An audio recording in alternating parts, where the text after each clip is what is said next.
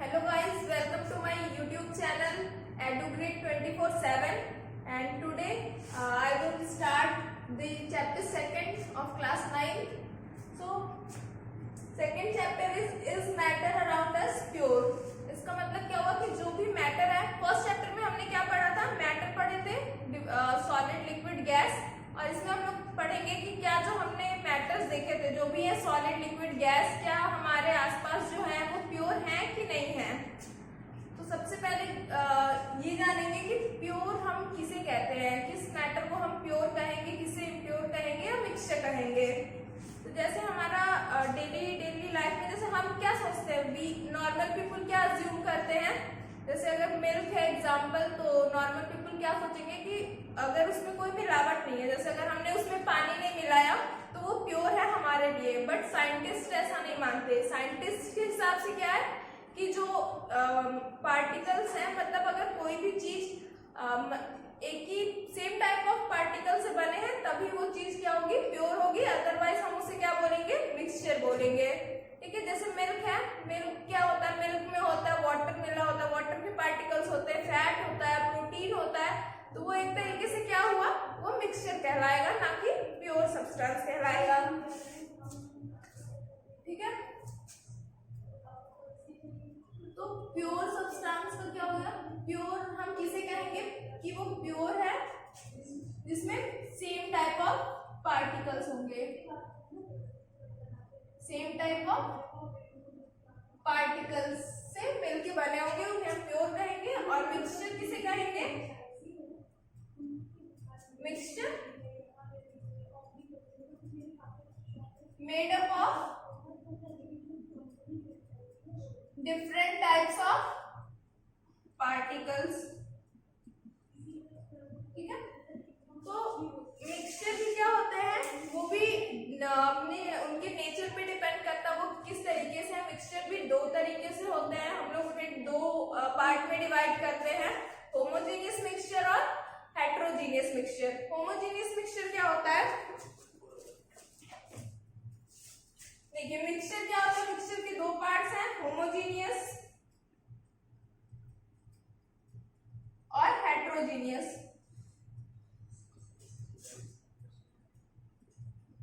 ठीक है, होमोजेनियस में हम होमोजेनियस मिक्सचर किसे कहेंगे, जिसके की कंपोजिशन जो है, पार्टिकल्स के कंपोजिशन से वो सेम होंगे। ठीक है, हैविंग सेम कंपोजिशन। और इसमें क्या होगा, अनइवन कंपोजिशन। जैसे ये समझिए, जैसे कि अगर हमने सॉल्यूशन लिया, एक ग्लास में हमने वाटर लिया, उसमें शुगर मिक्स कर दिया, जब वो पूरा मिक्स हो जाएगा तो हम क्या कहेंगे, अगर आप उसे कहीं भी ले, अगर आपने मान लीजिए आपने दो बोल में अलग अलग किया, ठीक है, अलग अलग ले लिया, तो लेकिन उसका जो कंपोजिशन है सॉल्ट वाटर और शुगर का, वो हर जगह सेम है, मतलब यूनिफॉर्म है। जैसे हम लोग कहते हैं यूनिफॉर्म सरफेस। यूनिफॉर्म सरफेस मतलब क्या होता है कि ऐसा हर जगह सरफेस क्या, हर जगह सेम है। ठीक है, और नॉन यूनिफॉर्म मतलब होता है इस तरीके का, कुछ अनइवन सा। ठीक है, हर जगह सेम नहीं होता है। तो उसी तरीके से जो इसका कंपोजिशन है वो सेम होता है होमोजेनियस मिक्सचर का। और हेट्रोजेनियस में क्या हो जाएगा, जैसे अगर हम कुछ भी एग्जांपल ले लें, जैसे अगर हमने सैंड लिया, सैंड में आप कुछ पेबल्स मिला दें, ठीक है, या होते ही हैं, तो अगर आप उन दोनों को मान लीजिए आपने उन्हें भी थोड़े थोड़े अमाउंट में डिस्ट्रीब्यूट कर लिया अलग अलग, ठीक है, तो आप ये नहीं कह सकते कि जितने पार्टिकल्स ऑफ सैंड इसमें है उतने ही इसमें है, या जितने पेबल्स यहाँ है उतने हैं, मतलब कि नॉन यूनिफॉर्म कंपोजिशन होता है ना, कि कंपोजिशन सेम नहीं होता है, तो इसलिए वो हम क्या कहते हैं, उसे हेट्रोजीनियस मिक्सचर कहते हैं।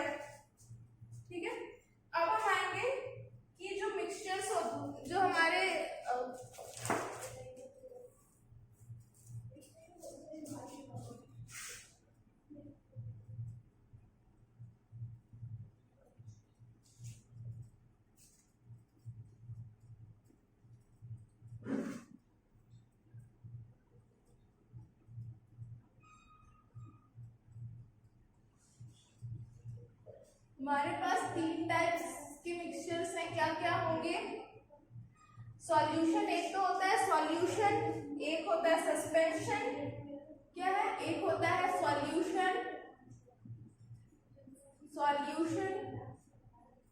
एक होता है सस्पेंशन और एक होता है कोलॉइडल। ठीक है, तो हम पहले डिस्कस करेंगे सॉल्यूशन। सॉल्यूशन क्या होता है? ये एक होमोजेनियस मिक्सचर होता है, होमोजेनियस मिक्सचर। ठीक है, सॉल्यूशन में क्या होता है, हम होमोजेनियस मिक्सचर है तो हम इसके पार्टिकल्स को क्या अलग अलग नहीं कर सकते हैं।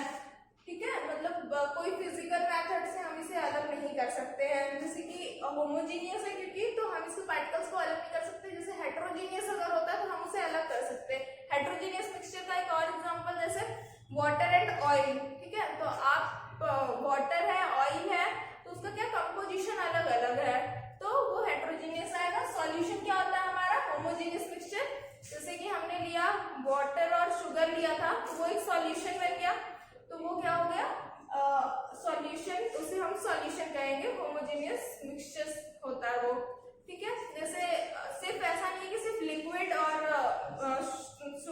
सॉलिड, लिक्विड और सॉलिड ही सॉल्यूशन फॉर्म कर सकते हैं हम। जैसे कि गैस है हमारे एनवायरमेंट में, तो जो एयर है उसमें different types of gas mix है, बट वो क्या है? होमोजेनियस मिक्सचर है। क्योंकि आप कहीं से भी, आप चाहे वाराणसी का एयर जो है वहां पे उसका कुछ सैंपल लेके चेक करेंगे तो वहां नाइट्रोजन का जो 78% होता है अमाउंट, चाहे आप मुंबई चले जाए वहां ले, तो जो हमारे जो नाइट्रोजन का जो भी परसेंटेज है वो सेम है। ऐसा नहीं है कि यहाँ कुछ और है और वहां कुछ और, तो इसलिए ये क्या होगा? हमारा सॉल्यूशन है। ऐसे मिक्सचर्स को हम क्या कहते हैं?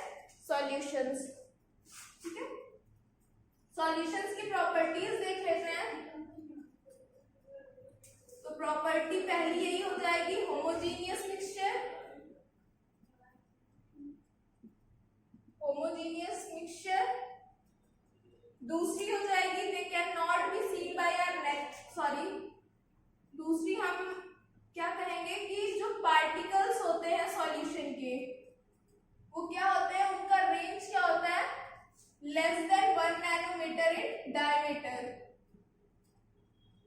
मतलब ये काफी छोटे होते हैं। 1 नैनोमीटर ये कितना हो जाएगा? यानी 10⁻⁹ मीटर से भी कम होता है इसका डायमीटर।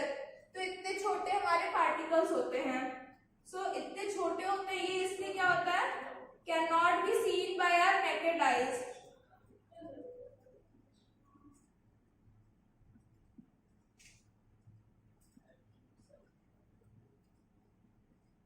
ठीक है, इसे हम ऐसे नेकेड आई से नहीं देख सकते क्योंकि इसके पार्टिकल्स काफी छोटे होते हैं। जैसे हमारा शुगर और वाटर सॉल्यूशन है तो उसमें हमें शुगर के पार्टिकल्स तो नहीं दिखते हैं ना, तो इसलिए वो क्या हो गया? उसे हम नहीं देख सकते। तो ये हमारे पास इसकी प्रॉपर्टीज हो गई। वो होमोजेनियस होता है, पार्टिकल्स ये डायमीटर जो है वो लेस देन 10⁻⁹ मीटर हो गया, और can not be seen our naked eyes. और फोर्थ क्या हो गया? They do not scatter light.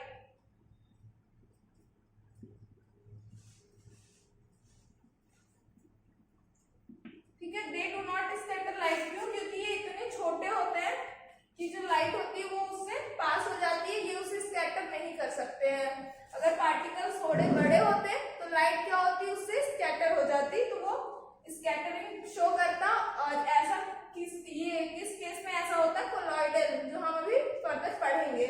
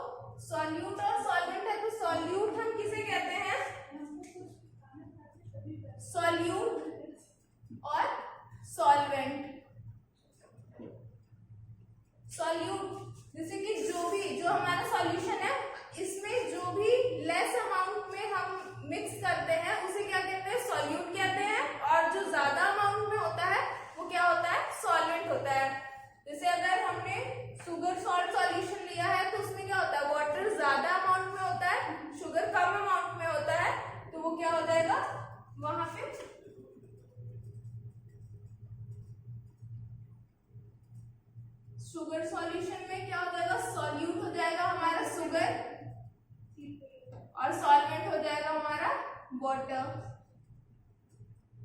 ठीक है, तो हमने क्या देखा कि जो सॉल्यूशन है वो सॉल्यूट और सॉल्वेंट से मिलके बनता है। ठीक है, तो एक क्वेश्चन आता है कि जो सॉल्यूट है हम उसे कितने अमाउंट तक सॉल्वेंट में मिक्स कर सकते हैं, ये कितना मिक्स करने की कैपेबिलिटी रखता है सॉल्यूट को। ठीक है, तो अगर किसी भी temperature at any temperature the amount of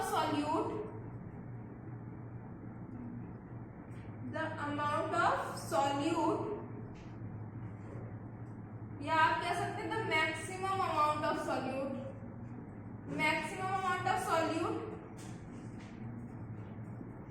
that solvent can dissolve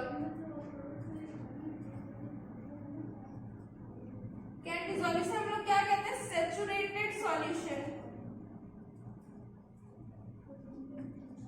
मतलब कि अगर हमने जैसे कि शुगर और वाटर का ही सॉल्यूशन ले लिया तो हमने क्या किया कि आप उसमें ऐड करते जाएंगे तो वो कब तक मिक्स होगा, तो उसकी जो कैपेबिलिटी होती है सॉल्वेंट की कि वो कितना शुगर मिक्स कर ले किसी भी टेम्परेचर पे, तो हम उसके बाद वो फिर मिक्स नहीं होगा शुगर, उस अमाउंट के बाद एक फिक्स अमाउंट होगा शुगर के जिसके बाद कि वो क्या होगा सॉल्वेंट में मिक्स नहीं होगा, तो हम उस अमाउंट क्या कहेंगे, हम उसे कहेंगे सैचुरेटेड सॉल्यूशन।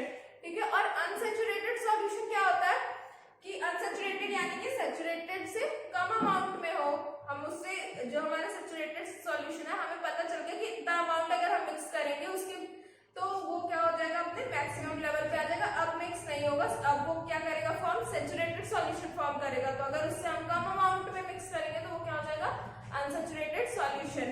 ठीक है, और हमें फाइंड करना, जैसे हम बताएंगे कि ये सॉल्यूशन कोई जो है वो कितना ज्यादा कंसंट्रेटेड है। ठीक है, तो उसके भी तरीके होते हैं, हम मास कंसंट्रेटेड कितना हो गया यानी कि उसका हम अभी फॉर्मूला डिराइव करेंगे। जैसे कंसंट्रेशन अगर हमें फाइंड करना है तो हम उसे किस टर्म में फाइंड करते हैं, या तो इन टर्म्स ऑफ वॉल्यूम या मास में फाइंड करते हैं।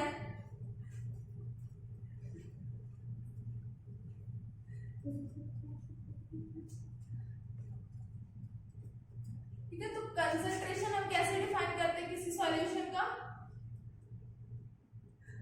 कंसंट्रेशन ऑफ सॉल्यूशन ये क्या होता है, mass of solute upon mass of solution. ठीक है, ये हमें कंसंट्रेशन शो करता है किसी भी सॉल्यूशन का। एक एग्जांपल ले लेते हैं, जैसे हम अगर पूछे कि कोई भी सॉल्यूशन कितना ज्यादा कंसंट्रेटेड है। ठीक है,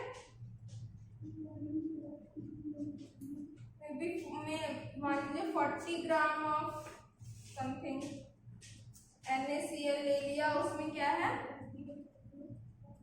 सॉल्वेंट, उसमें सॉल्वेंट ये तो हमारा ये हो गया सॉल्यूट हो गया, और हमें मान लीजिए सॉल्वेंट का दिया हुआ है 100 ग्राम सॉल्वेंट है हमारे पास। तो अब हमें फाइंड क्या करना है, हमें कंसंट्रेशन फाइंड करना है। तो हम क्या करेंगे, और देखिए यहाँ पे हमें अलग अलग दिया, हमें सॉल्यूट का मास दिया, सॉल्वेंट का मास दिया, हमें सॉल्यूशन का मास चाहिए, तो सॉल्यूशन मास ऑफ सॉल्यूशन क्या हो जाएगा, वो हो जाएगा mass of solute plus mass of solvent. ठीक है, तो ये कितना हो जाएगा हमारे पास, मास ऑफ सॉल्यूट कितना है 40 gram plus mass of solvent 100 ग्राम। ठीक है, तो ये कितना हो गया 140 ग्राम हो गया। अब हमें कंसंट्रेशन निकालना है, तो ये यहीं पे लिख देते हैं हम, ये हो गया 40 अपॉन 140।